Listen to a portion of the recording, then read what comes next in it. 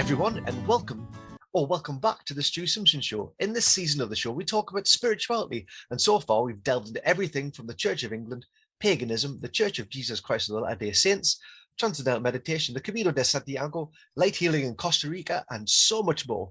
Today's very special guest is another incredible person on their very own spiritual journey, and I'm fascinated by everything I've seen and read about them online. So I want to dig a bit deeper and get to know Mark Whiting, or aka Shokti, as I think we will call you from this point forward. Hello, Shokti. How are you today? Hello, Stu. Thank you very much for inviting me along to come and speak to you. I'm very well today, thanks. It's an absolute pleasure. So let's begin with a bit of background. Who is Shokti? Well, I'm a small town boy, country boy, born in the East Anglian countryside, grew up in a little town called Stowmarket. Was a bright kid, went off to Cambridge University to study history, and ended up coming out during my third year of university and kind of dropping out of the system. I didn't buy into the whole career idea. I just rushed up to London to look for fun and look for love. Oh, lovely. What were you studying? I was studying history. I got my degree and I socialized a lot.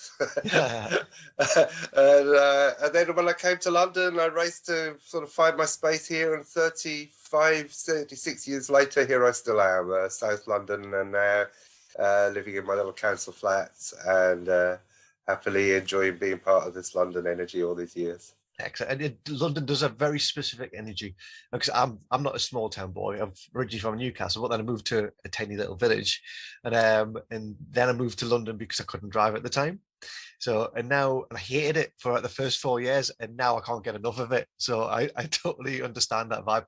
But I wasn't really a big one for partying or clubbing much, because for me, I was brought up in the era around HIV and AIDS, which will come up upon later. So that kind of, and also a Catholic. So that kind of like put a lot of pressure.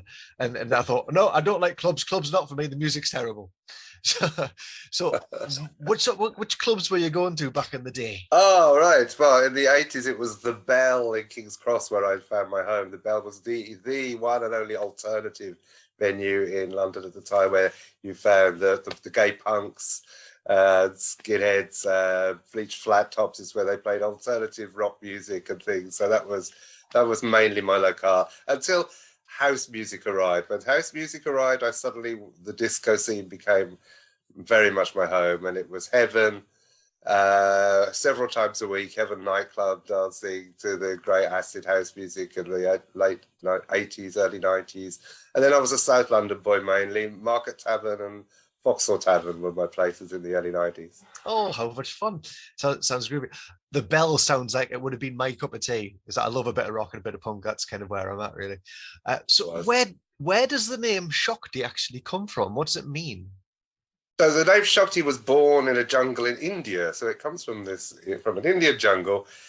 And it refers to my fairy nature as a priest of the goddess.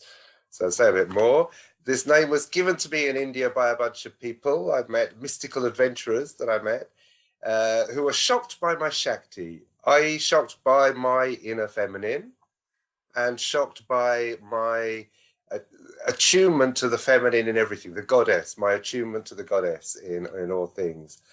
So my name refers to my aim in life to deliver the shock to the world that we forgot the goddess. The world went to sleep and forgot the goddess. She was pushed out of our awareness. But also the shock of gay people's deep association with the goddess historically. So it's about the suppression of the divine feminine.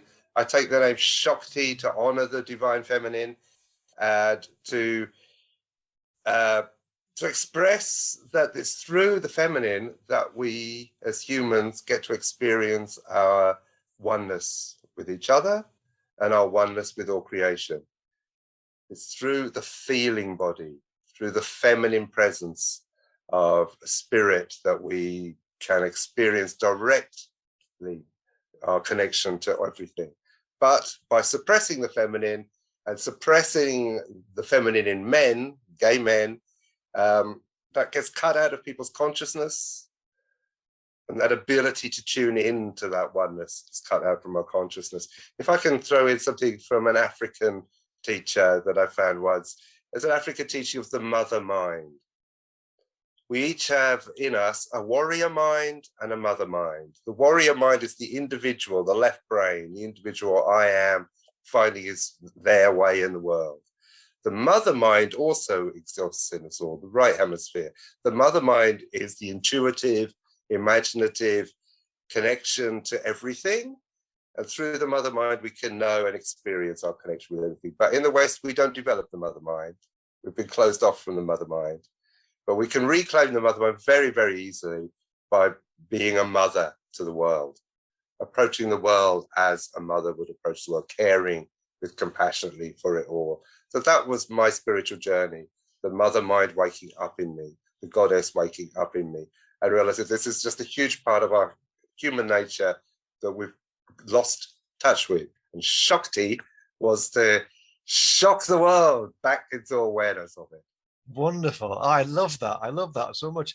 I can absolutely relate, because growing up in an all-boys school as a Catholic, in a very, very masculine work, but also feeling extremely sensitive, and I had to repress an awful lot. I mean, even to myself, I've only just in the last few, for example, I've just started watching Sex and the City. It's a very feminine thing, and I love it.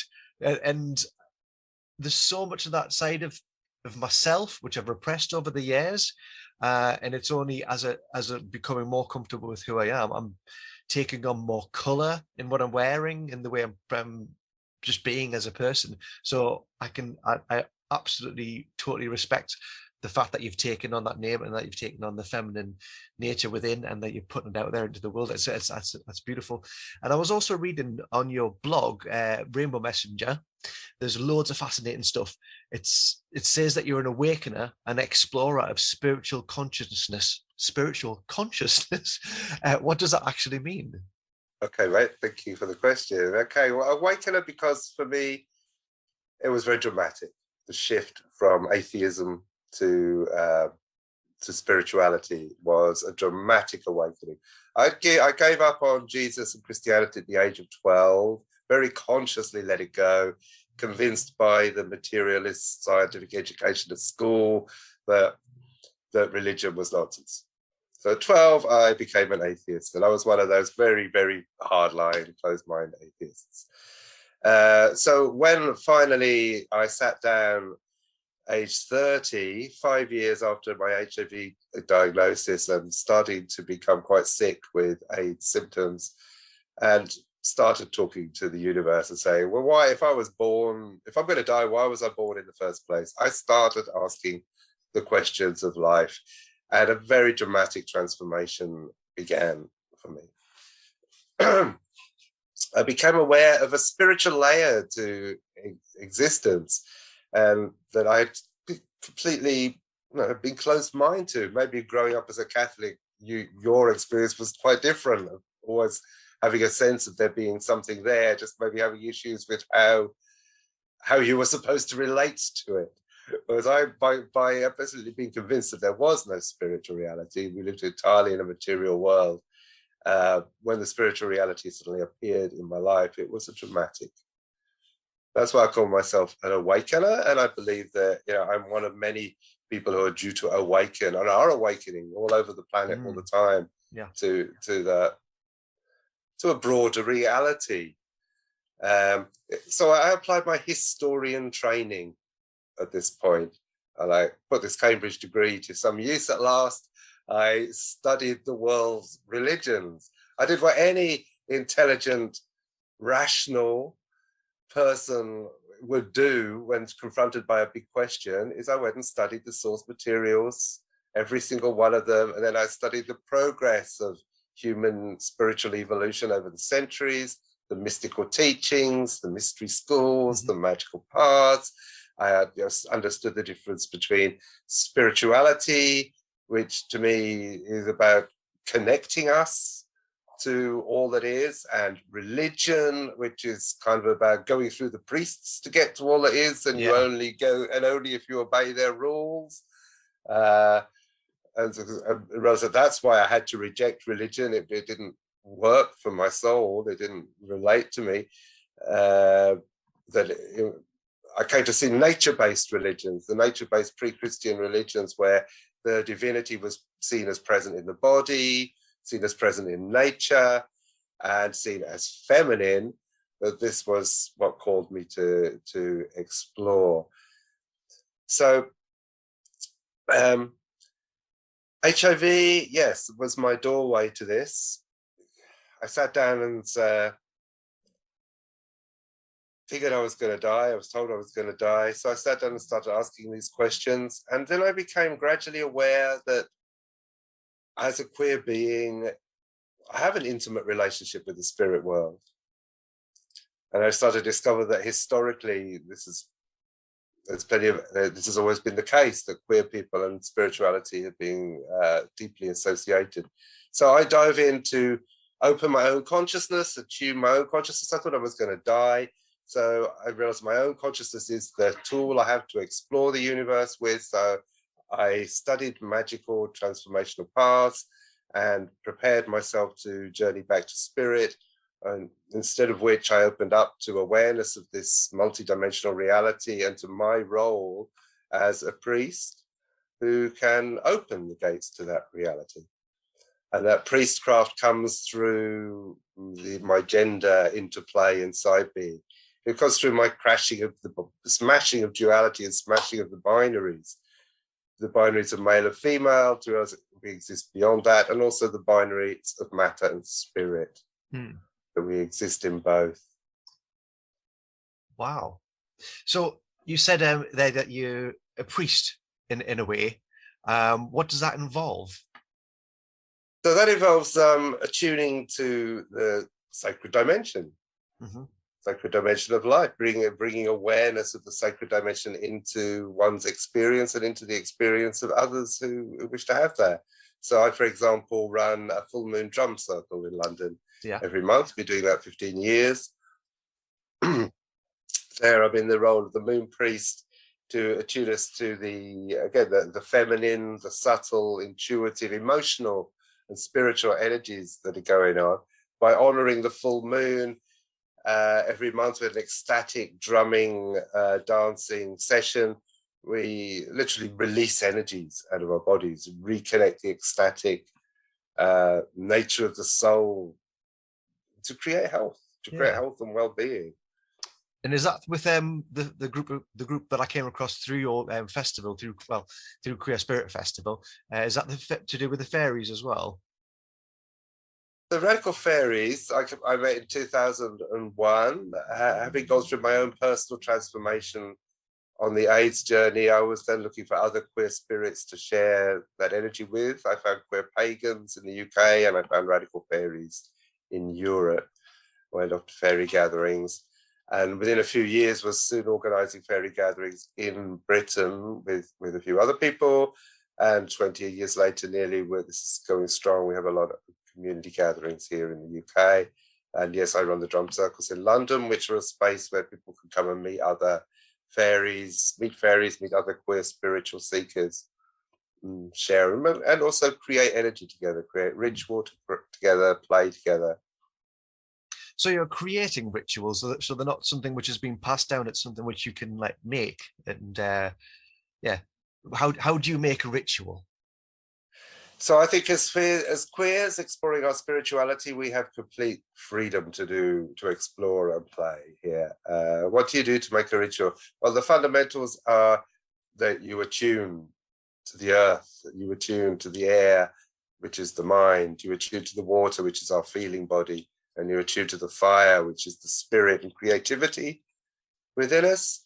And a ritual is about bringing energies together so that transformation can happen. Excellent. So maybe it can be done quietly through meditations. It can be done very ecstatically and joyfully, and that's what I really love to bring to people. Yeah, I found a lot of that energy at your festival, the Queer Spirit Festival, and that was for me an extremely life-changing thing. It really kind of blew apart. Actually, it shocked my ego. It shocked an awful lot of preconceived ideas what I had, and so much so I had to actually back away at one point from the festival because I kind of got a little bit freaked out. But also to do with the fact that maybe the universe was taking part in a weird way, because a friend of mine lent me a tent. There was no poles in the tent. Couldn't find somewhere to sleep. Somebody lent me a tent. Then one night I turned up and there was somebody asleep in this tent. So I went to sleep in my car. It all just became a bit too much. so so I ended up going to stay in a hotel. Then I came back for the festival. And other friends who was supposed to be camping with was like, those all very common people, and your dad can save you now, all that sort of stuff. So the idea of the Queer Spirit Festival, it's astonishing, but where did it all begin? The roots are in radical fairy gatherings, in queer pagan camps in the UK, in Edward Carpenter community gatherings, which are gay men's retreats that have been happening in the UK since the 1980s. Because these were all kind of gatherings of maybe 30, 50, maybe 100 people, and never any larger than that. But during these gatherings, a special spirit would be experienced, would be encountered, a special certain degree and intensity of togetherness and reconnection and transcendence that was not normal life experience. So these would be hugely profoundly healing and personally uplifting transformations that people undergo at these queer gatherings that were happening in the early 2000s. And from those, some of us really felt a desire to bring this experience to a larger number of people. How can you bring this level of intimacy and openness that gay people have with each other at radical fairy gatherings? How can we bring that to the wider, bigger gay, queers community? So Queer Spirit Festival is our attempt to do that. From your reaction, I believe we succeeded. Yeah. We brought a profoundly life-changing experience, but the simplicity of it is, it's just queers being real with each other, queers allowing themselves to be open-hearted, open-minded, and connected to nature.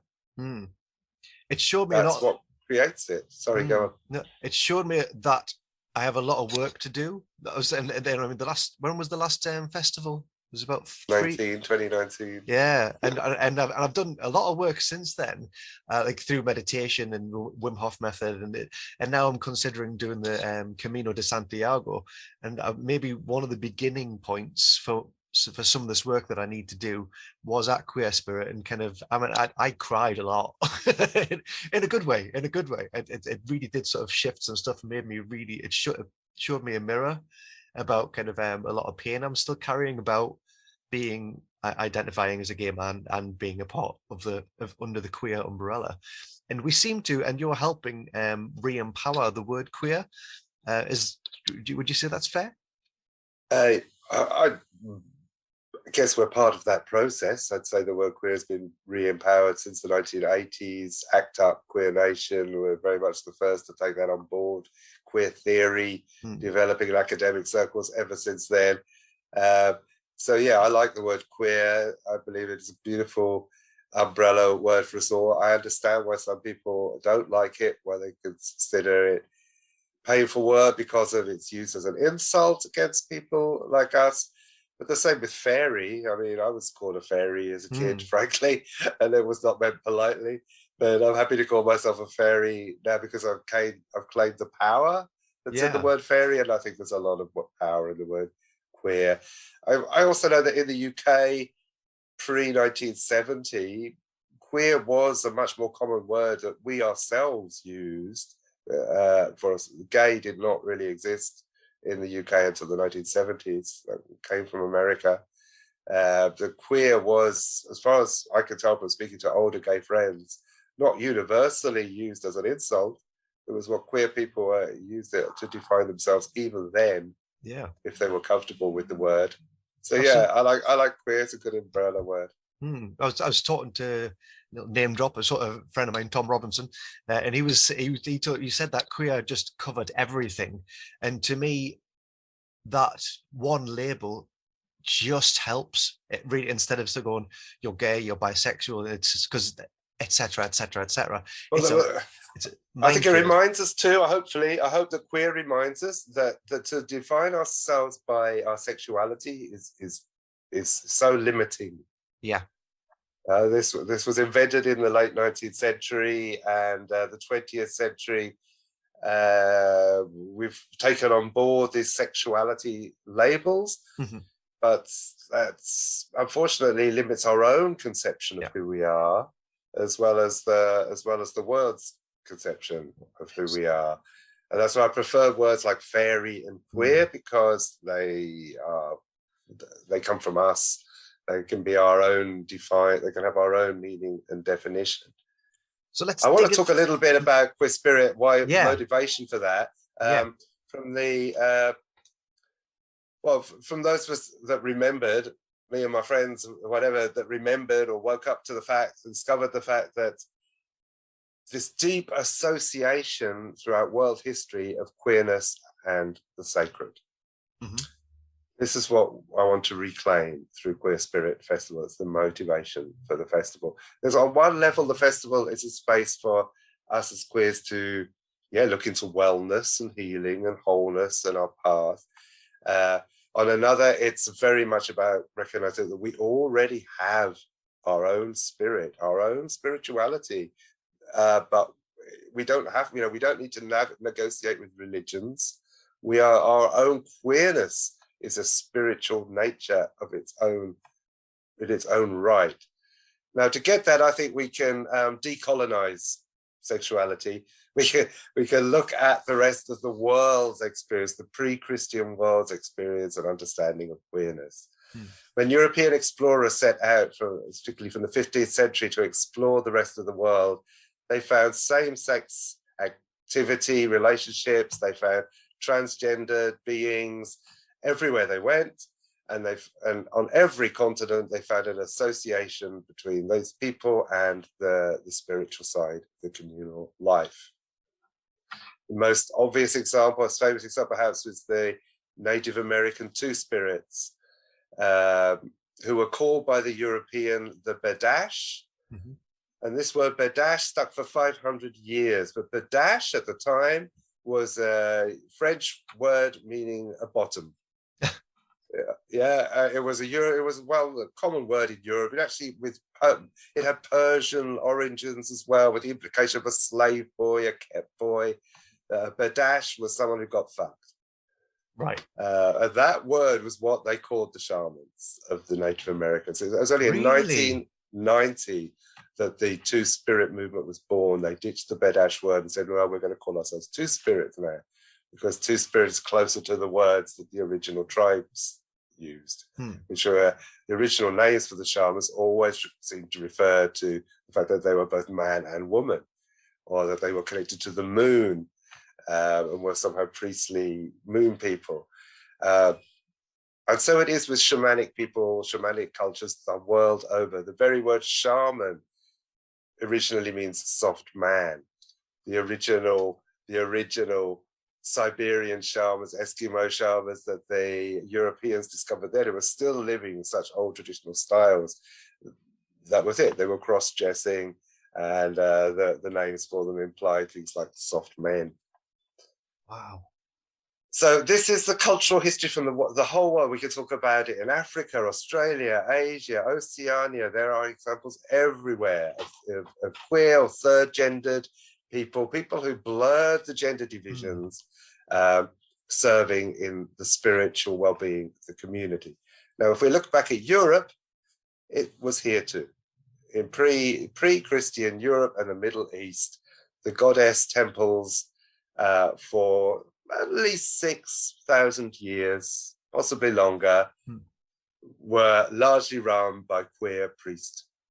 Amazing. There were women priests, there were women priestess classes, and there were queer priest classes.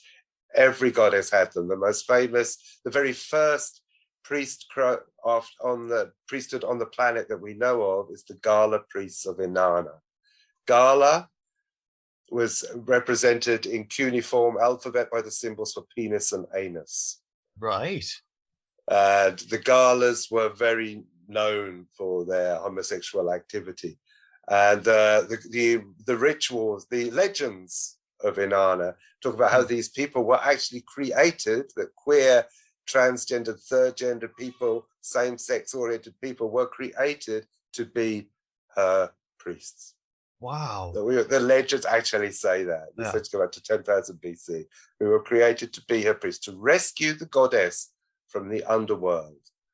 That's what we did in the ancient Mesopotamian legends.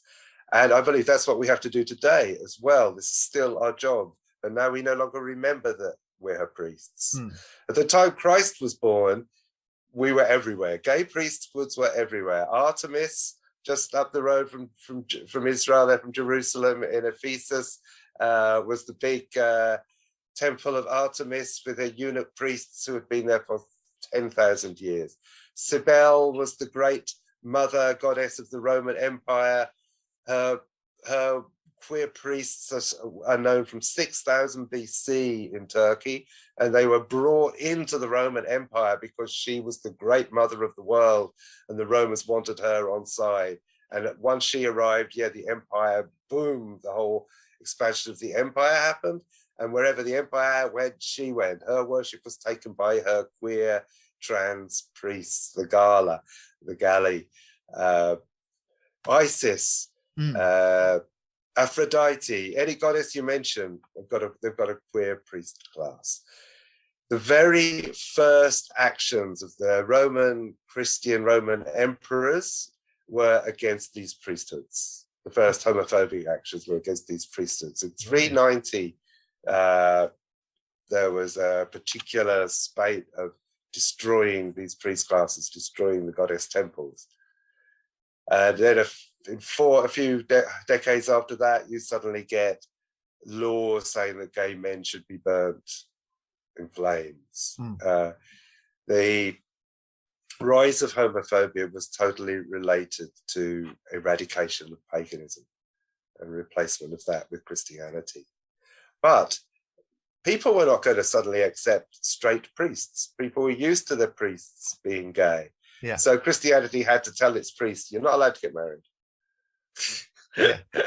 And you're not allowed to have sex. Later on, so they tried. The first 400 years of official Christianity is really Christianity trying to control the priests, the sex lives of their priests.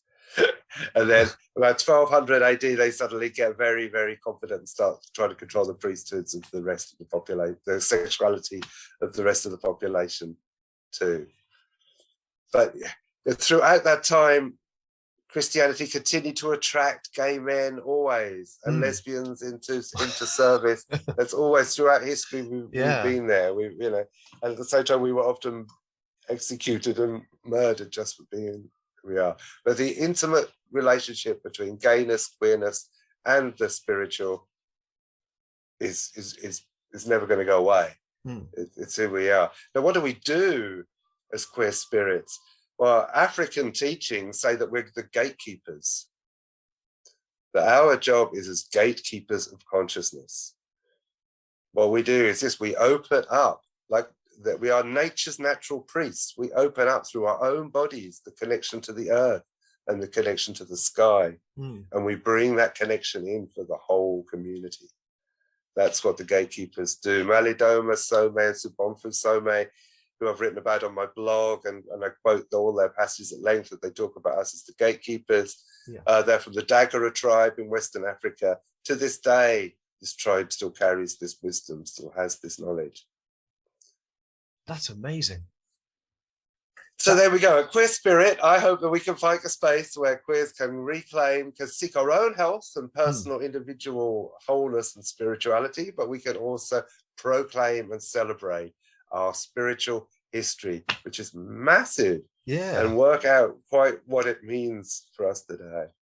Well, you've just made me realize something. As I alluded to earlier, I was brought up a Catholic, and I actually wanted to be a priest until I was 17, and I came to terms with my sexuality. And now that is, and you're saying that we've forgotten who we are as people, in that sense of maybe that's a priesthood that I was being called to, but not from the Catholic Church. That's fascinating. I really said, thank you so much for that just little snippet of information. I believe that's absolutely bang on, Stu. Yes, I believe many of us feel that calling, and of course, many gay men do go into the church and deal with all of that, and the church will change in its time. In the meantime, there's still the journey of the goddess, of reclaiming our connection to the divine feminine, and that I indeed believe is what many of us are actually called here to do. That makes absolute sense to me. I mean, because then after that, then I kind of embraced atheism, and I just got very, very lost. Because my partner's quite a stoic atheist and is very good at it. It can handle life in that sort of in that way. And I found it very difficult not believing in something other than this connection to something that other than just me, myself, and I. It's for me, there's a need for that connection with earth and spirit and everything else. That's absolutely it. I believe that's how many of us are designed to be, and we do that for ourselves, but also for the people around us. So it's about honoring the ancestors. I have a shrine in my home where I honor the spirit and I honor the ancestors to keep them in my awareness, keep connected to them, and then they are in my energy field. I create these ceremonies with dancing and drumming so that we can remember and experience these states of connection. It's not so that we then leave normal life and just run off and disappear into a monastery. It's so that we can fully embody the presence and awareness of connection to all these supportive energies here in the world and bring them into the world. That's beautiful. And I see you've also written books, and you've written a book called From AIDS to Eternity, and then went a bit down further on your blog, and you've written lots and lots of books. You've written loads of books. I've published 3 books of poetry, and From AIDS to Eternity is my story, but also my reflections on gay spirituality and the evolution of the queer spiritual movement over the last few decades. And so that history is in there. And the poetry books are called AIDS Shaman 1, 2, 3, and they are mixtures of my poems plus quotations from queer ancestors, all designed to help us retrain how we think about what it means to be queer, to embrace queerness as a spiritual, evolutionary, radical, transformatory energy in the world, and help us embody that. I think I'm going to go to your website and I'm going to buy one of them books, because I think it's something that I need. So if any of the listeners out there who are listening to the show today also want to go on that journey as well, where can they find out that information? Where can they buy the books? Okay. Well, I blog, as you've mentioned already, on rainbowmessenger.blog. My books are on sale directly from lulu.com. You simply search for Shokti at lulu.com. You will come across my books. You can buy them on other sites as well, but from lulu.com is the direct publisher, and I actually get some of the money, a little bit more of the money, a little bit of money if you get it from there. You can also find my writings and things on queerspirit.net and the Queer Spirit Facebook group. I think that's a good way to track me down. Queer Spirit Facebook group or queerspirit.net is a good way to track me down if people want to. And when is the next Queer Spirit Festival? We are not going ahead this year. We put some effort, quite a lot of effort, into exploring over the last 6 months to find a site. It just didn't work out for us. So I have the feeling that the spirit was saying, no, hang on, it's not quite the right time yet. Judging by the way the world is shaking and rocking, I think we have to wait a little bit longer.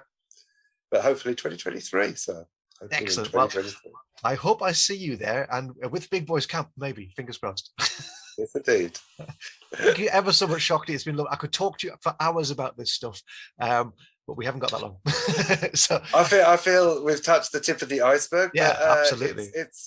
This is the future, really. This is about queers exploring the missing dimension. Liberation, gay liberation has achieved so much on the social, political, legal terms, but liberation is actually a spiritual concept. We need to take it into the spiritual realm now. We do. May I throw in there that in the early 20th century, you had gay men such as Richard Bach, Edward Carpenter, writing about their experiences of cosmic consciousness. Yes. These were religion-free experiences of entering another layer of reality, the layer of reality where you still retain your individuality, but you experience that you are part of a oneness. You experience that directly. Now, I would say that was what happened to me. I had an awakening to cosmic consciousness. And my studies show me that this is a normal phenomenon in human society. And if anything, our modern society is sick because it denies this phenomenon and it denies access. And those who are naturally moving into this awareness tend to get medicated, told they're sick, even locked away. Yeah. Whereas in a shamanic culture, they would be nurtured into opening and understanding that. No, they tried to medicate me. They tried to lock me away when I was waking up to this. But I believe I was nurtured and looked after directly by the spirit. Amazing. So, because I'm touching on cosmic consciousness through transcendental meditation. What are your practices? What helps you get in touch with the cosmic consciousness? I can't even say it. Devotion is my primary practice, to be in an emotional relationship with the universe. Yeah. Then I express that through stillness of meditation, but also through drumming and ecstatic dance, and also cannabis. Smoking is my sacred herb. Excellent, excellent. Well, Shokti, it's been beautiful as you are. You've got a wonderful spirit, and it's an absolute pleasure. And namaste, my friend. Namaste, gay men to that. Absolutely. Wonderful. Hopefully see you soon. Lots of love, and thank you so much for being on the Stu Simpson Show. Blessed be, Stu. Take care. Bye-bye. Bye-bye.